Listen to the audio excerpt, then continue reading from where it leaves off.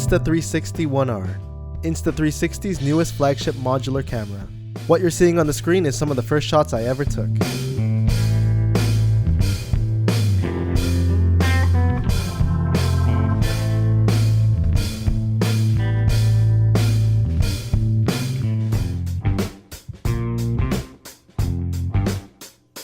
Starting with this guy right here, this is the 360 lens. As you can see, it is a dual lens, and this is what captures the 360-degree field of view. It is an f2.0 7.2 millimeter equivalent. The next lens is the 4K wide-angle f2.8 16.4 millimeter equivalent. I'll be comparing this to the GoPro a little bit later in this video. The ONE R also offers a third lens option. It's called the 1-inch lens mod, co-engineered with Leica. I don't have it here, but I've heard it's a pretty damn good lens. And here we have the core, which has the power and record buttons, as well as the OLED touchscreen. This right here is the battery, and it's shaped this way so that it can fit the form factor of the modularity. It also comes with its own bumper case and threaded mount, as well as a dust cover for the 360 lens. So now, let's put this together using the 360 mod. This is really straightforward. You pretty much just put it in like that, slides in super easy. And then you put the battery on. And then depending on how you want to put it in the case, you can have the screen facing you or facing away from you. The setup I have here is the Twin Edition. This goes for $479 USD. Alternatively, there's a bunch of different bundles you can buy. All you have to do is figure out which one works best for you. The package that I got also came with the invisible selfie stick, and it actually gets pretty long. That's what she said. That's what she said!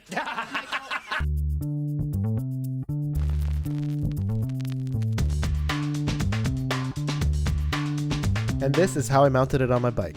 I had to buy a few extra pieces to make this work, but I thought it came out pretty well. I went through a brand called Ram Mounts and found certain parts that work with what I was trying to do. On the front, I bought this piece right here, which also doubles as a mirror block off for my bike. I don't ride with mirrors anyways, so this was just what I was looking for. After that, I attached the stick using a double 1-inch ball socket and stuck it out at about 45 degrees away from me. I didn't fully extend the stick, otherwise it got too top heavy and would sag, but this is the footage I got from it.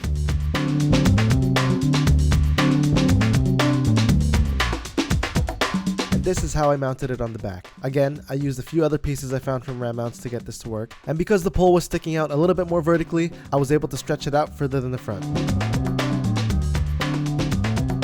So with the ONE R, you can make these really trippy looking videos. Insta360 calls it Tiny Planet. We were crossing over a suspension bridge here, but even riding through trees or tall buildings, you'll get the effect of your surroundings wrapping around you. It's also a very easy edit to do. Insta360's app is really intuitive, but I'll show you how to do that in a bit.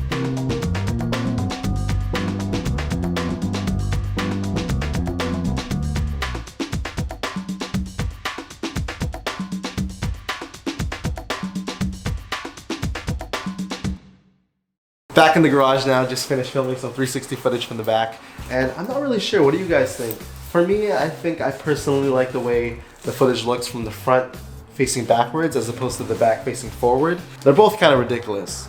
Like when you actually look at it, when you see the footage, it looks great. But like, you look at this bike right now, it kind of looks like it has a unicorn.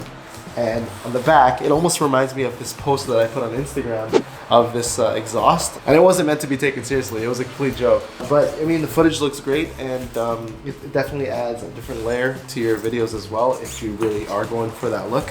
It's not something that I probably would take out all the time with me, just because it's another thing to edit, and it kind of, it will slow down your workflow just a little bit because there's an extra step, well, a couple extra steps that you'll have to do just to get the 360 footage over to whatever editing program that you use. But you know what? It's something different, and a little change isn't that thing.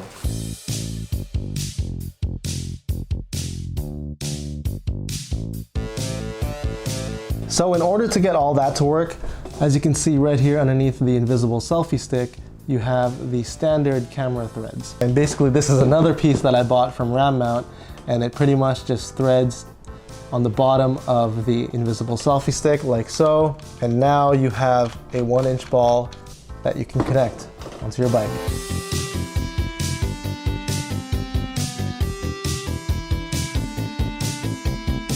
The great thing about the Insta360s is that they use the same 2-prong mounting system as the GoPro. So pretty much you can interchange all the GoPro accessories with the Insta360 as well, because I have a ton of GoPro stuff laying around, and yeah, saved me a lot of money. So I know it's kind of hard to see in the videos because you can't see the stick or the camera, but basically when I'm walking around, you want to have the camera and the stick in line with each other like that. And then once you extend it out, I don't know if I can get enough room here.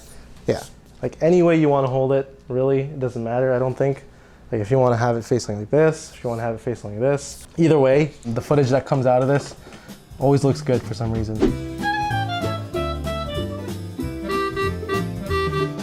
So now I'm going to show you guys how easy it is to edit a 360 video using the Insta360 app. So this clip you're seeing right here, I posted this on my story. This is the unedited version. This is with the stick mounted on the front facing me. So when you touch the screen, you can see the crosshair comes up and the 3x3 grid. And for the sake of this video, I'm going to put my marker, my first marker, using the crosshair right there in the middle of my visor. I'm gonna press plus on the bottom and then we're good to go. Now the whole timeline should be locked on in that area. Now let's say at this point right here on the timeline, I decided that I wanted to go into Tiny Planet. So I make my mark here, press Tiny Planet, and then I just kind of, okay, that's not what I meant to do. I pressed the rotate button by accident. So now I'm just gonna drag up like this and then you get that Tiny Planet effect. So now when you go in the beginning of the timeline, it should gradually go into, okay, I put a 360 thing there, whatever. Yeah, that was pretty cool actually. See, accidental mistakes are good sometimes. And then now at this point, let's say towards the end of the timeline, I wanted to go back down into ultra wide and kind of turn my camera this way, facing forward. Now, if I play the whole timeline, you get that 360-degree rotation, and then you get the Tiny Planet, and now it gradually goes to this point here where I totally messed that up. What did I do there? Oh, okay, that's why. Okay.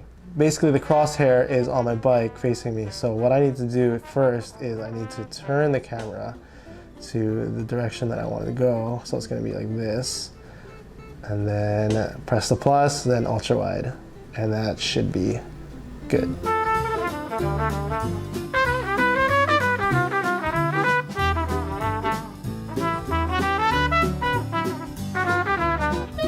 And now once you're done, you just press this box button with the arrow on the top right, and then you export it as a flat video. And that is how easy it is to edit on your phone.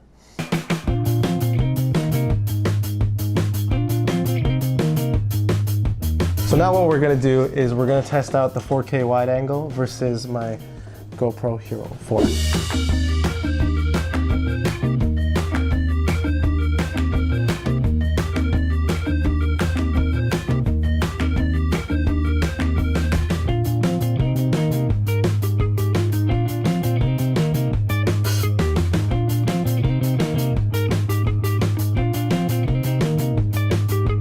So whenever I'm recording, I always record in 1080p, and even though both of these cameras are capable of 4K, the GoPro Hero 4 Silver only records in 4K 15 frames per second. And that's not something I would ever record in for the function of what I use these for. Side by side right there, you can see the size difference, but like I said, modularity, it's a trade-off.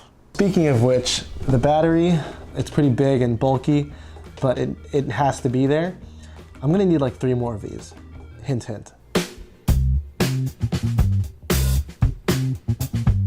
So yeah, that was my review of the Insta360 ONE R Twin Edition. If you guys want to purchase one of these yourselves and you want to support me at the same time, then there's an affiliate link down below that you can click to purchase the motorcycle bundle kit, which includes the ONE R Twin Edition, invisible selfie stick, and a 32GB micro SD card. Now if you're watching this video and you have no intention of buying this camera, then thank you guys so much for watching the video anyways. I appreciate that so much.